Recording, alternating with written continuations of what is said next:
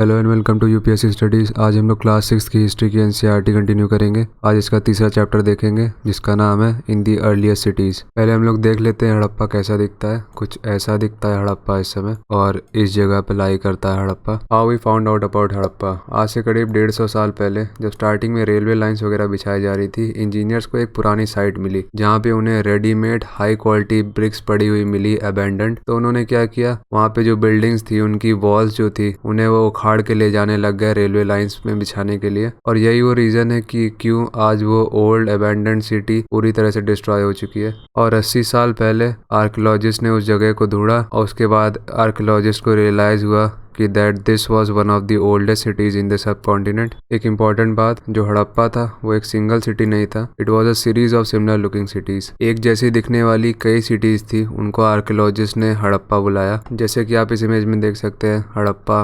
मोहनजोदाड़ो, धोलावीरा, लोथाल, ये सब वो जगह हैं जहाँ पे हमको हड़प्पा कल्चर मिलेगा। इन सिटीज के बारे में ऐसा स्पेशल क्या है, क्यों हम लोग इन सिटीज के बारे में पढ़ रहे हैं? वेल, ये जो सिटीज़ थी ये अबाउट 4700 ईयर्स ओल्ड है। और यहाँ पे जो बिल्डिंग्स थी वो सिंगल या फिर डबल स्टोरीड थी। यहाँ पे कुएं थे वाटर सप्लाई के लिए, जैसा आप इस इमेज में देख सकते हैं। और ड्रेन्स वगैरह भी बने थे, जैसे इस इमेज में आप देख सकते हैं ये ड्रेन बना हुआ है। और ये जो ड्रेन्स बने थे इनमें आपको एक जेंटल स्लोप दिखेगा वाटर के मूवमेंट के लिए। हड़प्पन सिटीज़ दो पार्ट में डिवाइडेड थी, सिटाडेल और लोअर टाउन। सिटाडेल जो था वो साइज में छोटा था बट उसका एल्टीट्यूड हाई था, और जो लोअर टाउन था वो साइज में बड़ा था लेकिन उसका एल्टीट्यूड लो था।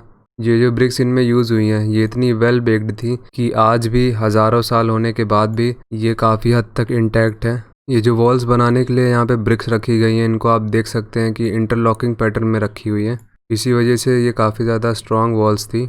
अब मैप में देख लेते हैं मोहनजोदाड़ो कहाँ पे। पाकिस्तान में इस जगह पे अगर आप आएंगे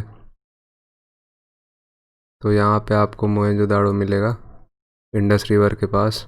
इसकी इमेज आप यहाँ पे देख सकते हैं। मोहनजोदाड़ो की इंपॉर्टेंट प्लेस है द ग्रेट बाथ। ये है द ग्रेट बाथ। ये पूरा पानी से भरा रहता था। चारों तरफ से इसमें प्लास्टर की कोटिंग की गई थी और इसे वाटर टाइट बनाया गया था यूजिंग नेचुरल टार। आर्कियोलॉजिस्ट ऐसा मानते हैं कि लोग यहाँ पे स्पेशल ओकेजन में बात लेने आते थे, नहाने आते थे इसमें स्पेशल ओकेजन में। इस जगह से हमें एक सिल्वर वास मिला था जिसके लिड पर एक कपड़ा जुड़ा हुआ था। कुछ इस तरह का होता है वास, और इसके ऊपर जो ढक्कन कह सकते हैं उसे लिड बोलते हैं, और उसके लिड पर एक कपड़ा जुड़ा हुआ था। इसके अलावा कुछ कॉपर ऑब्जेक्ट्स भी मिले थे मोहनजोदाड़ो से। अब देखते हैं हड़प्पन लाइफ। ऐसा माना जाता है कि हड़प्पा एक बहुत ही बिजी जगह थी। वहाँ पे रूलर्स थे, क्राफ्ट्स पर्सन थे और स्क्राइब्स थे। स्क्राइब उन्हें कहा जाता था जिन लोगों को लिखना आता था, बट अनफॉर्चुनेटली जिस भी मटेरियल में वो लिखते थे वो सर्वाइव नहीं कर पाया, खराब हो गया समय के साथ।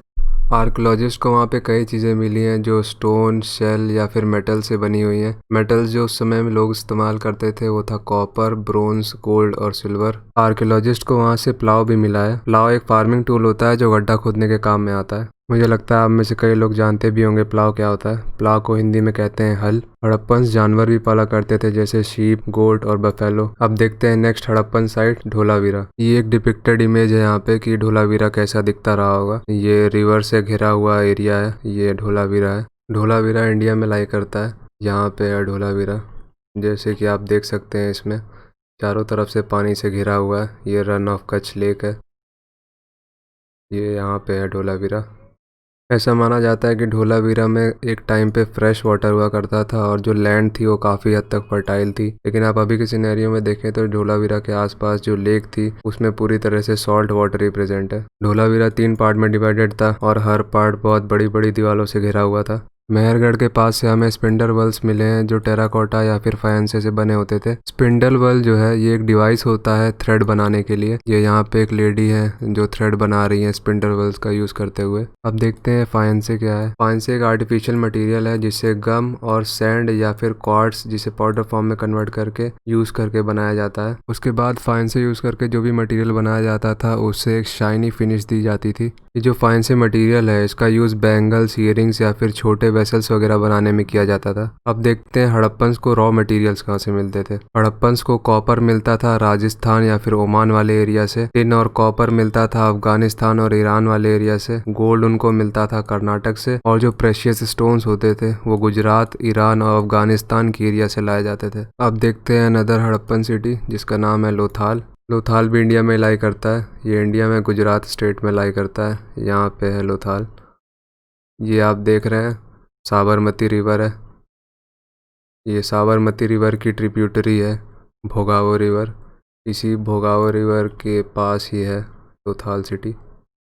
लोथाल को हम एक तरह से एक मैन्युफैक्चरिंग सेंटर कह सकते हैं, जहाँ पे स्टोन, शेल्स और मेटल्स का यूज करके डिफरेंट ऑब्जेक्ट्स बनाए जाते थे। आर्कियोलॉजिस्ट्स को यहाँ से एक स्टोर हाउस भी मिला है, जहाँ पे हमें कई सील्स मिली हैं। जो सील्स होती हैं उनमें जो डिजाइन या फिर इम्प्रेशन जो बने होते हैं उनको सीलिंग्स कहते हैं। जब भी कोई इंपॉर्टेंट चीज एक सिटी से या फिर एक जगह से कह लें दूसरी जगह पे भेजना होता था तो फिर उसमें सील्स का यूज करते थे। जैसे कोई इंपॉर्टेंट सामान है उसे एक बैग में भर के उसके नॉट में एक वेट क्ले से लेयर लगा देते थे और फिर उस लेयर में सील प्रेस कर देते थे। उसके बाद इसे जिसे भी भेजना होता था उसे भेज देते थे और जो रिसीवर है वो इस सामान को रिसीव करता था और इस सील को सबसे पहले चेक करता था। अगर सील पूरी तरह से इंटैक्ट है, कहीं से भी ब्रेक नहीं है, तो फिर ये समझा जाता है कि सामान सेफली आया है। हड़प्पन सिटी के डाउनफॉल में जो मेजर चेंजेस हमको देखने को मिलते हैं वो 3900 ईयर्स पहले के आगे के समय से देखने को मिलते हैं। मोहनजोदाड़ो की जो स्ट्रीट्स थी वहाँ पे आर्कियोलॉजिस्ट को गार्बेज के ढेर मिले हैं। ड्रेनेज सिस्टम जो था मोहनजोदाड़ो का वो पूरी तरह से खराब हो चुका था। मोहनजोदाड़ो की जो स्ट्रीट्स थी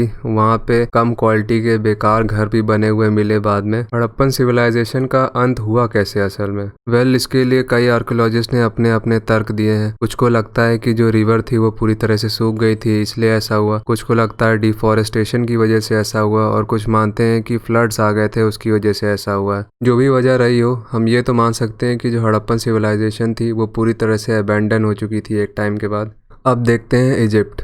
अब मैप में देख लेते हैं इजिप्ट कहाँ पे है। ये है इंडिया। इंडिया के वेस्ट में अगर हम आएंगे तो अफ्रीकन कॉन्टिनेंट में हमें नॉर्थ साइड में दिखेगा इजिप्ट। अब इजिप्ट में हमको क्या पढ़ना है? इजिप्ट में हमको पढ़ना है पिरामिड्स ऑफ इजिप्ट।